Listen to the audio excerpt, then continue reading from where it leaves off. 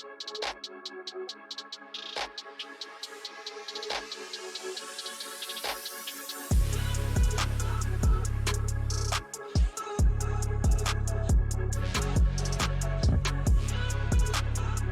of expression. It's one of our most cherished rights. One of the things that makes America, America. The right to say whatever you want to whoever you want. Of course, you can't say just anything you want to, right? There are rules about these things. But this isn't just any old area of the law. This involves the Constitution and the Bill of Rights.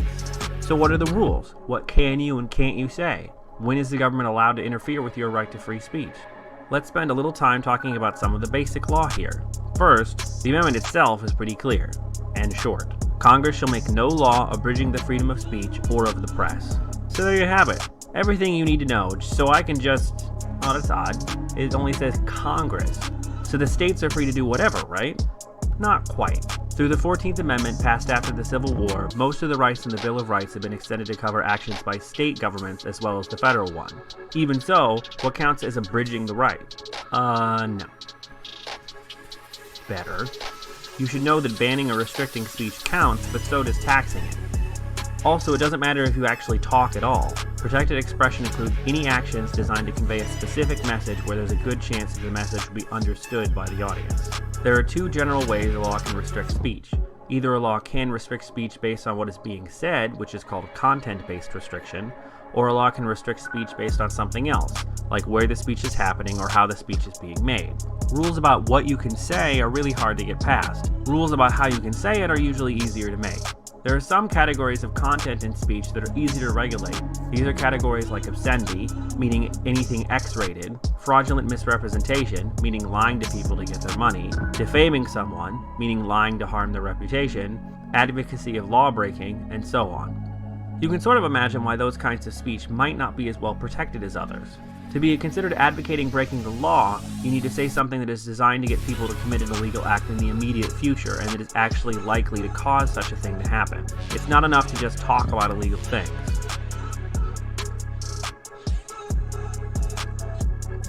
Then there's fighting words. That's when someone says something designed to inflict injury or cause a breach of the peace. This is kind of a vague definition, so the fighting words also have to do more than just make someone angry. They need to contain some specific words or deeds calling for violence. It's also not enough that the police just have a general concern about violence happening. Sometimes the government has tried to restrict speech as fighting words on the grounds that it would be found offensive, but those rules are usually struck down. Some rules about hate speech directed towards minorities have been left standing, but they have to be pretty narrow. And then there's obscenity. Obscenity has been really hard for the courts to figure out, and it varies a lot from case to case. The modern definition is that it has to be about sex, that it needs to be something that would offend the average person in that community, and that it needs to be lacking in redeeming social value.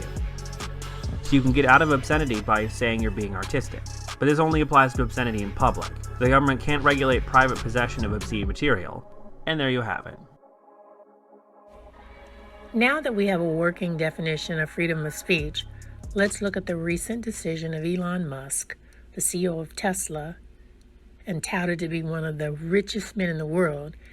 Let's look at his decision to purchase the social media platform, Twitter. The decision to purchase Twitter was not an inexpensive one. In fact, it was a $46.5 billion deal. Billion with a big B. And Mr. Musk used $21 billion of his own money, $12.5 billion from a loan taken against Tesla stock, and $13 billion from investment bank Morgan Stanley. There had initially been some controversy surrounding the sale, but on October 28th of this year, the deal was closed. There were skeptics who wondered why Musk purchased Twitter. Well, Elon Musk wrote a letter that was posted on Twitter explaining why he purchased the social media giant. In essence, Mr. Musk wrote, "The reason I acquired Twitter is because it is important to the future of civilization to have a common digital town square where a wide range of beliefs can be debated in a healthy manner without resorting to violence. There is currently great danger that social media will splinter into far right-wing and far left-wing echo chambers that generate more hate and divide our society." There were immediately skeptics who felt that Elon Musk would make changes to the platform by allowing all types of speech, including hate speech. It was noted that almost immediately after sale, there was a spike in hate speech from groups asserting what they believed to be hate speech, or possibly thinking that Musk, with this purchase, would be more liberal in his approach to censorship on the platform. Concerned that people's perception that Twitter would become the cesspool for every negative thought in someone's head, Musk came out swinging, saying that no major content decisions or account reinstatements would occur until after his moderation council convenes. Of note were some pretty high-profile people on the Twitter site who immediately said they were done. One such person included Shonda Rhimes. There were also interesting tweets wondering when Musk would reinstate the account of former President Donald Trump. I guess we'll just have to wait and see.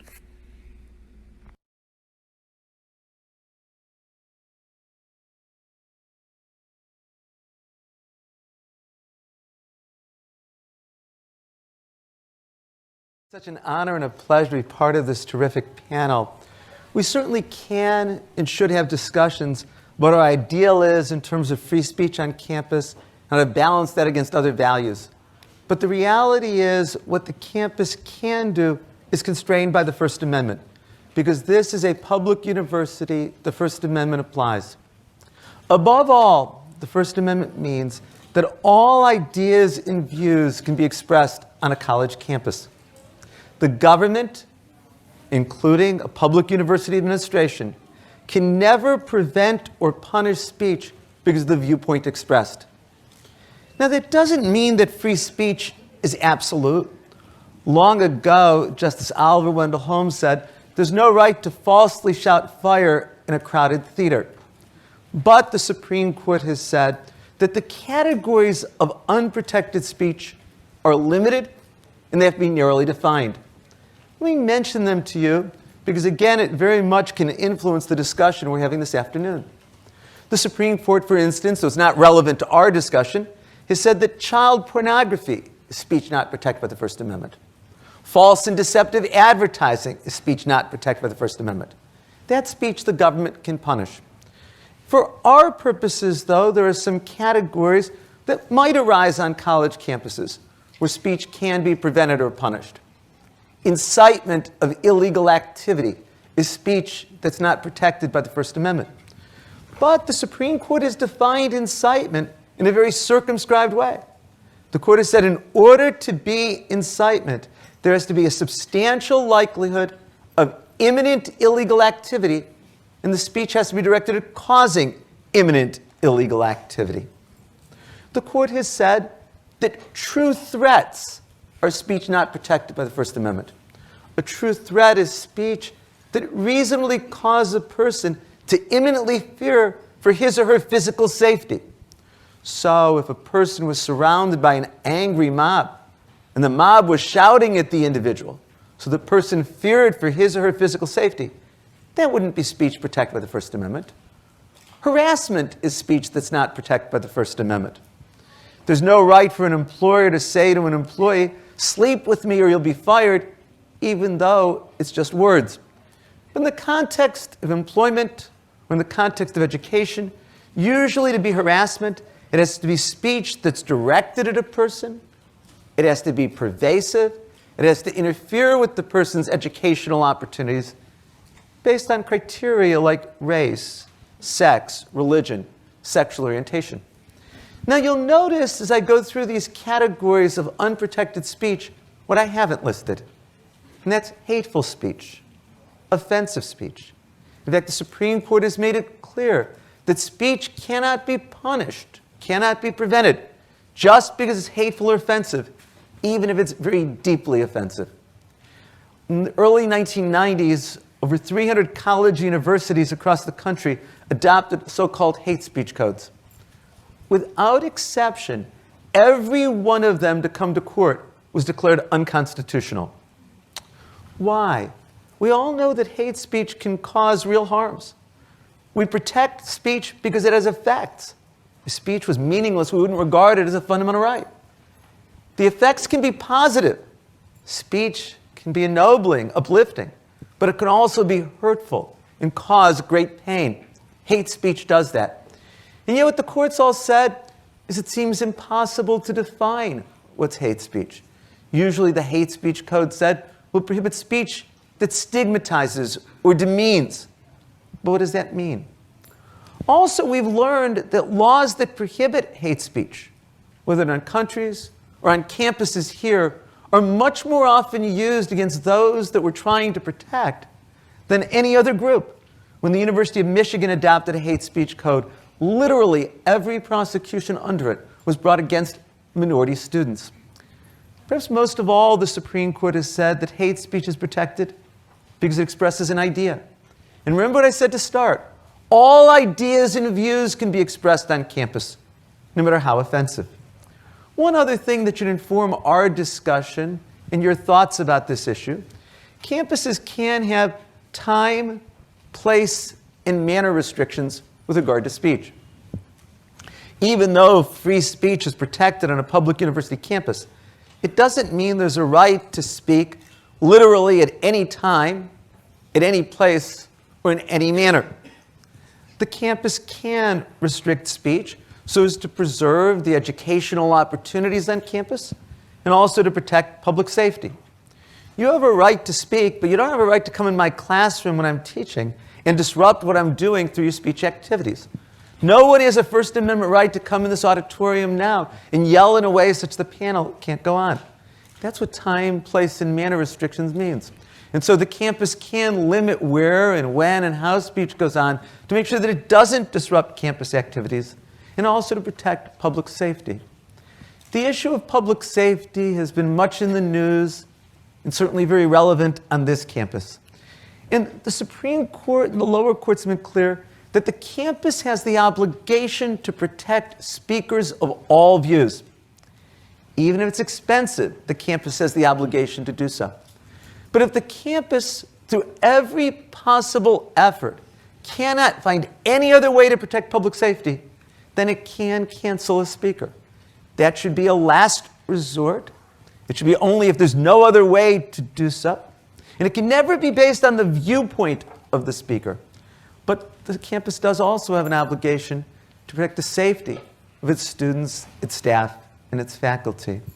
So I've covered for you in a little less than 5 minutes what I usually spend a semester going over in my law students and undergraduates. But maybe the most important thing I can say to frame this discussion is something that, again, Justice Oliver Wendell Holmes said. He pointed out we don't need freedom of speech to safeguard the speech we like. We'd naturally let that happen. He said what we really need free speech for is the speech we hate. And he said that the best response to the speech we don't like is more speech. Now that we have a scholarly and practical definitions of free speech, let's look at a modern-day consequence of free speech. Do we all remember when Kanye West said, when you hear about slavery for 400 years? For 400 years, that sounds like a choice.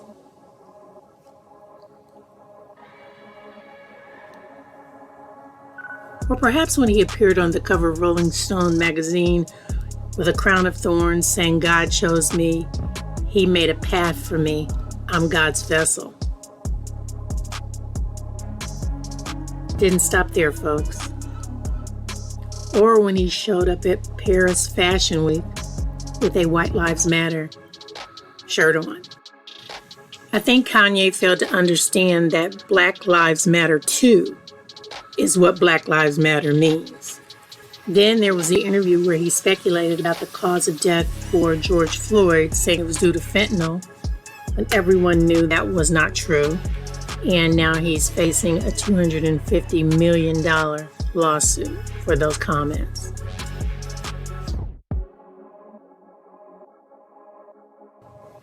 Or imagine the audacity of a black male suggesting that white straight males are judged more than anyone else. I think there are many people in the African American community, particularly African American men, who would disagree with that statement.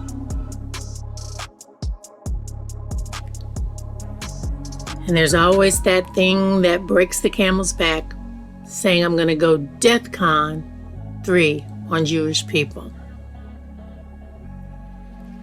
And so now we're seeing the fallout. His Twitter account was locked on October the 9th.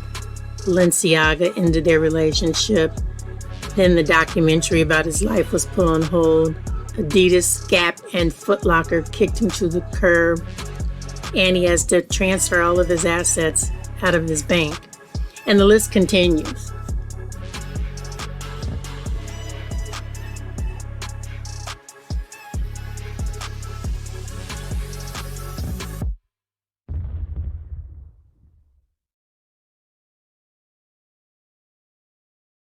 A couple of things by way of background. So I was at the ACLU, the legal director of the ACLU for a number of years. I think that's where Erwin and I first met. So I care deeply about these issues, but I've also written about these issues and think about them a lot. I want to pick up on some of the threads that people have talked about. And first of all, I think the country's in a very incredible place. And I think in some ways, I really applaud this effort to have this conversation over the year. But I don't think this is a defining issue in the country. I think the defining issue in the country is the question of white supremacy. And it gets swept under the rug. There's a new article out in the Atlantic about Trump being the first white president. And this is important. The country has not been this divided since the Civil War. We are fighting the Civil War, and I would say the South is winning. These are huge issues. And I agree with a lot of stuff that a lot of the panelists said. So Stephen talked about the country pulling itself apart. But I would say the country is pulling itself apart because it refused to embrace the Gettysburg Address.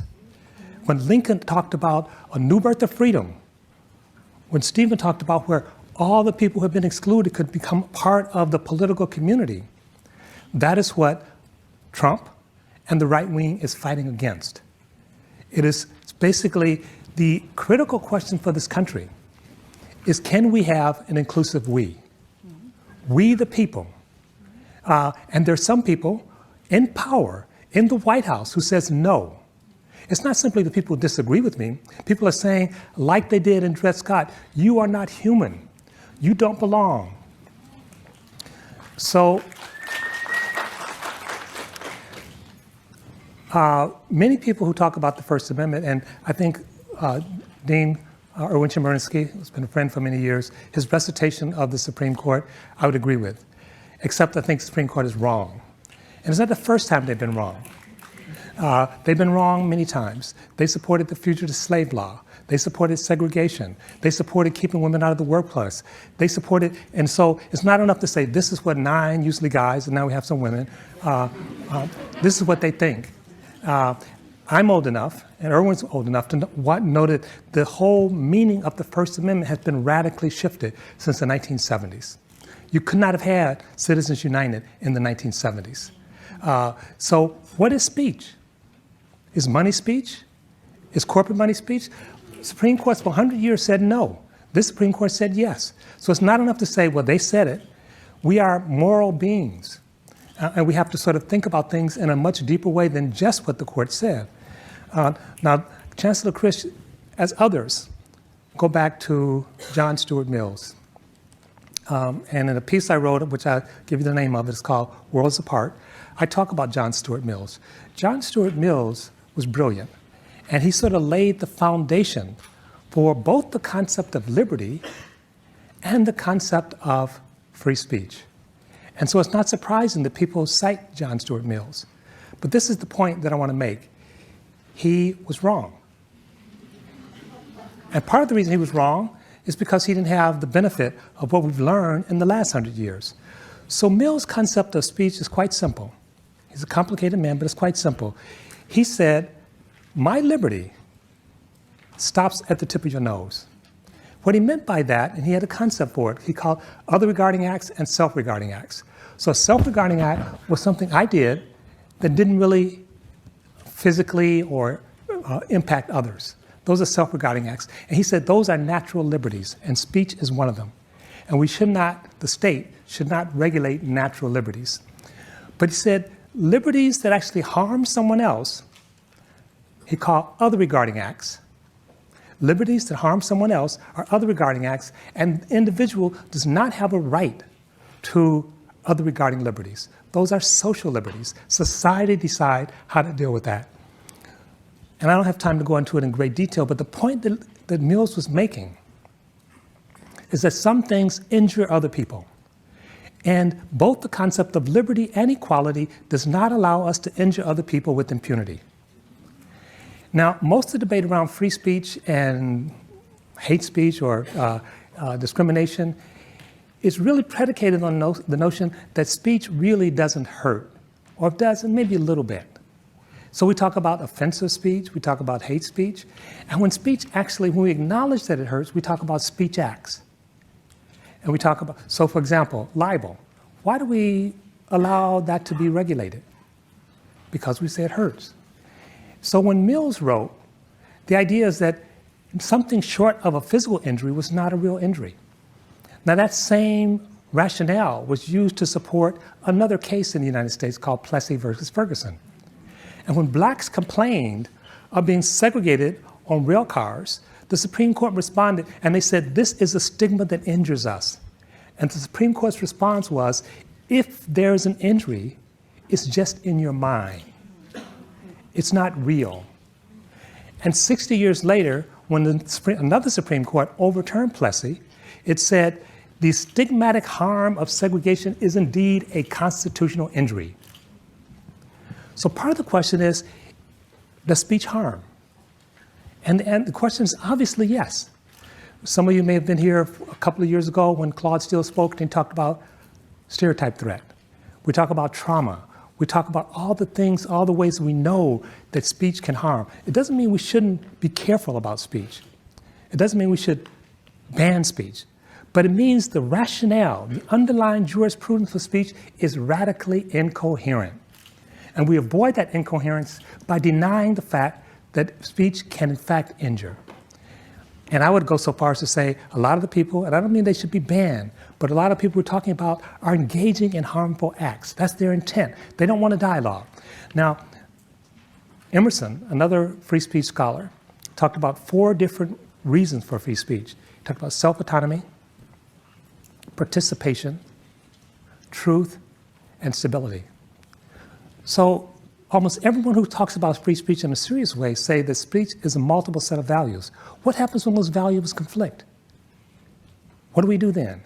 So in that sense, I would say it's very hard in a deep sense to be an absolutist because you're talking about a complex set of values. And one reason we actually don't like regulating speech is that it violates the principle of both autonomy and equality. So in the little time I have left, I just wanted to throw out a couple of the concepts. I want to invite you to do what was just suggested, to think deeply. One of my buddies is head of the Enterprise Institute and a very conservative, so I don't think people should just talk to people who agree with them. But there's a way in which we can talk. There's a way in which we can exchange. I was at the ACLU, and I brought to the ACLU the question of racial harassment in the workplace. The initial response from the ACLU was, that's just speech. And I said, so why is sexual harassment in the workplace not just speech? Now think about this. In the 1970s, women go into the workplace and they see nude pictures hung up around the wall. What's the response? The response is not the old adage, you correct bad speech with more speech. And some people literally said, if they don't like the pictures the men are hanging up, they can hang up their own pictures. It doesn't make any sense. So again, Oliver Wendell Holmes, talk about the marketplace of ideas. Most of us have learned that markets are radically incoherent. There are many different markets, and we don't trust markets to totally create this kind of society we want. Do we trust government? No, but it means we have to think of something in a much more sophisticated way. So let me just end by saying this. One of the points is that if we try to regulate speech, which apparently we do with child pornography, apparently we do with libel, apparently we do if you split up with your girlfriend or boyfriend or whoever and you post a picture that's of nude, whatever, that's regulated. So, and why? Because it's a harm. Should we trust government? I don't know. What do we mean by government? Do we mean the police? The same people who are saying, and I would venture to say the people in Louisiana, others, there's blood coming out of demonstrators at Berkeley. What about the blood coming out of Michael Brown? Oh, yeah. There's an article I mentioned, the defining issue in the country today is who belongs. Can the other belong? And that's the question. So you have right-wing nationalist ethnic groups popping up all around the country as countries become more diverse. That is what's challenging democracy. And going back again to Lincoln's thing, can we think of a new birth of freedom where all are included? And again, I actually believe strongly in equality, strongly in the First Amendment, strongly in free speech. What happens when they conflict? I think the animating principle is that belonging, participating, is what holds both equality and free speech. That's what we should be leaning to. And Canada, when they refuse to allow sexist speech, they argue that the Canadian Supreme Court, they were not allowing it because it violated the principle of belonging. Now, by some accounts, Canada has more speech than we do. Canada has more demonstration than we do. They're probably not perfect. But I believe we can do better. And I think we do better by engaging these questions in a deep way, not in a sloganistic way, not in a simple way. Yes, we're in a hard place. And so I'm not saying we have the answers, but I think we could do better at posing the question. Thank you. Your words have the power to hurt, to heal, open minds, open hearts, and change the world. Never forget the responsibility you have over the words you speak. Stephen Acheson.